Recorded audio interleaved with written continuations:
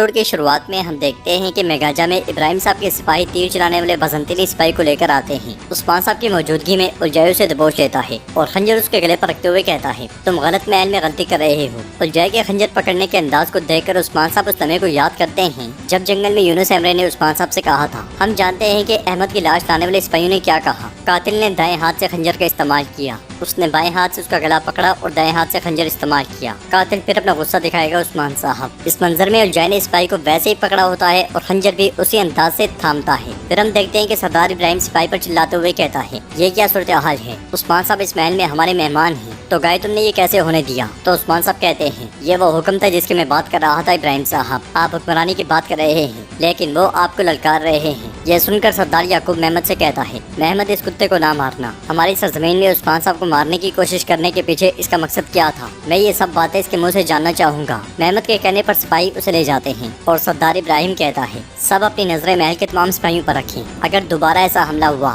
تو تم اس کی قیمت چکاؤ گے تو گائے۔ پھر عثمان صاحب سے کہتا ہے میرے تمام سپاہی میرے حکم کے ماتحت ہیں، اس حملے کو استعمال کرنے کی کوشش نہ کریں۔ پھر تو گائے کہتا ہے آج میں نے جو کچھ کیا اس کے بعد مجھے امید ہے کہ عثمان صاحب مجھے معاف کر دیں گے۔ عثمان صاحب سردار ابراہیم سے کہتے ہیں آپ کے سپاہی روایات کے پاسدار ہیں لیکن ہم دیکھیں گے کہ کیا آپ روایات کے وفادار ہیں یا نہیں۔ سردار یعقوب کہتا ہے جو الفاظ ہم کہتے ہیں وہی حکم ہے عثمان صاحب، چلیں اندر چلیں۔ یہ سنتے ساتھ ہی عثمان صاحب ان کے ساتھ قلعے کی جانب چل پڑتے ہیں اور محمد کہتا ہے میں جا کر اس کتے سے بات کروں گا۔ سب کے جانے کے بعد جہر کتے توگائے سے کہتا ہے کیا تم ہمیشہ غلط راستے پر چلتے رہو گے؟ تو توگائے کہتا ہے صرف تمہارا راستہ ہی صحیح راستہ ہے۔ ہاں جواباً جہر کتے کہتا ہے یہ راستہ حق کا راستہ ہے، یہ راستہ ہمارا راستہ نہیں ہے، لیکن کم از کم ہم کافروں کے قلعے کی حفاظت تو نہیں کر رہے۔ یہ سن کر توگائے کہتا ہے جہر کتے صاحب ہم بغیر خون بہائے قلعے فتح کر رہے ہیں۔ تو جہر کتے ہنستے ہوئے کہتا ہے ہم نے بہت سی زمینیں فتح کی ہیں بھائی، یہ فتح غزہ کی آگ کو روک رہی ہے۔ جس جگہ صلیبی گھوم رہے ہوں میں ویسی جگہ کو اپنا وطن نہیں کہہ سکتا۔ اب اپنے زمین کی سنو اور حقیقت جانو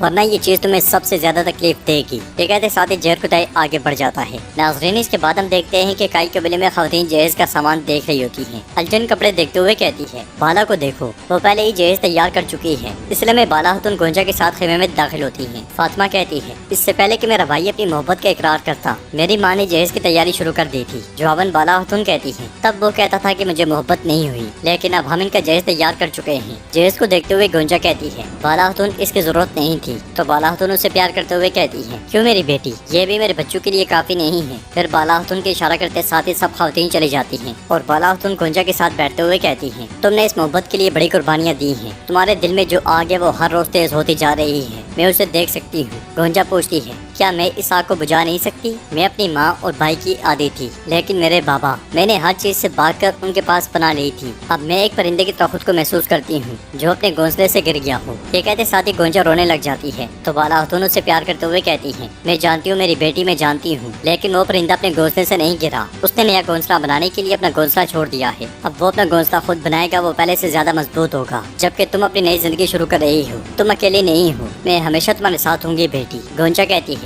آپ تب بھی میرے ساتھ تھی جب میری ماں میرے ساتھ نہیں تھی لیکن آپ تھیں۔ اب اگر آپ اجازت دیں تو میں آپ کو ماں کہنا چاہتی ہوں۔ بالا خاتون مسکراتے ہوئے کہتی ہے کیا کوئی کبھی اپنی ماں سے ماں کہنے کی اجازت مانگتا ہے؟ یہ سن کر گونجا بہت خوش ہوتی ہے اور ان کے ہاتھ کا بوسہ لیتی ہے۔ پھر کہتی ہے میں شکر گزار ہوں کہ آپ علاؤالدین کی ماں ہیں، شکر ہے آپ ہماری ماں ہیں بالا ماں۔ یہ کہتے ساتھ وہ پھر سے بالا خاتون سے لپٹ جاتی ہے۔ اگلے منظر میں ملکہ خاتون آندرا کے ساتھ کائی قبیلے میں داخل ہوتی ہے اور آگے بڑھتے ہوئے آندرا سے کہتی ہے تم سمجھ گئی نا، آج رات تم اسے گونجا اور علاؤالدین کے کمرے میں رکھو گی، ان کی ہر سانس انہیں قدم با قدم موت کے قریب لے جائے گی۔ یہ سنتے ساتھ ہی آندرا اپنے پاس کچھ چھپا لیتی ہے۔ انہیں دیکھتے ہوئے فاطمہ ہولوفیرا سے کہتی ہے یہ خاتون پھر سے یہاں کیوں آئی ہے؟ تو ہولوفیرا کہتی ہے یہ ظاہر ہے کہ وہ یہاں کسی اچھی چیز کے لیے نہیں ہے۔ میگاجا کے لیے میں عثمان صاحب جہر کتے سے کہتے ہیں جہر کتے میں میگاجا کے بارے میں تمام معلومات چاہتا ہوں، داخلی اور خارجی راستے کہاں ہیں اور کتنے سپاہی ہیں، کہاں انہوں نے تیر اندازوں کو کھڑا کیا ہے، مجھے ان سب کے بارے میں آگاہ کرو۔ یہ سن کر جہر کتے کہتا ہے میرے حضور جو حکم، رات پڑنے پر میں کام شروع کر دوں گا، لیکن میرے حضور میرے تجسس کے لیے معذرت، ہم نے تمام سپاہیوں کو قبیلے بھیج دیا ہے، لگتا ہے ہم محاصرہ نہیں کریں گے، آپ کے دماغ میں کیا چل رہا ہے؟ تو عثمان صاحب کہتے ہیں کون مرد ہے اور کون نہیں یہ ہم دیکھیں گے، ہم ان کا شکار کریں گے۔ ابھی وہ ہمیں مسکرا کر دیکھ رہے ہیں لیکن میں جانتا ہوں کہ حقیقت ایسی نہیں ہے۔ ابراہیم صاحب اور یعقوب صاحب کو یہاں تک کہ اگر معلوم ہو جائے کہ علاؤالدین بے قصور ہے تو پھر بھی سکون سے نہیں بیٹھیں گے۔ جہرکتائی کہتا ہے انہیں غصے نے اندھا کر دیا ہے، ایک اپنے بیٹے کی موت کی وجہ سے اور دوسرا اپنی بیٹی کو اغوا کرنے کی وجہ سے۔ یہ سن کر عثمان صاحب کہتے ہیں حقیقت ان کے منہ پر تمانچہ مارے گی، میگاجا اللہ کے حکم سے ہماری سرزمین بنے گا۔ یہ سنتے ساتھ ہی جہرکتائی اپنے ساتھیوں کے ساتھ چلا جاتا ہے۔ ادھر جنگل سے برہان اور کونور آگے بڑھ رہے ہوتے ہیں کہ اسی لمحے روحان اور علاؤالدین ان کے سامنے آ جاتے ہیں۔ گھوڑوں سے اترنے کے بعد وہ چاروں پر جوش انداز میں ملتے ہیں اور سب کی خیریت دریافت کرتے ہیں۔ پھر کونور کہتا ہے ابراہیم صاحب اور یعقوب صاحب نے ہم پر اتنا بھروسہ نہیں کیا کہ ہم ان کے قریب رہ سکیں۔ مجھے جب ان کے میگاجا اقدام کے بارے میں پتا چلا تو کافی دیر ہو چکی تھی۔ برہان کہتا ہے لیکن وہ اس غداری کا خمیازہ بھگتیں گے، سب سے پہلے اپنے شکوک و شبہات کو دور کریں گے۔ علاؤالدین کہتا ہے ان کے شکوک دور ہو جائیں گے اور وہ آپ پر بھروسہ کرنے لگیں گے۔ پھر برہان کہتا ہے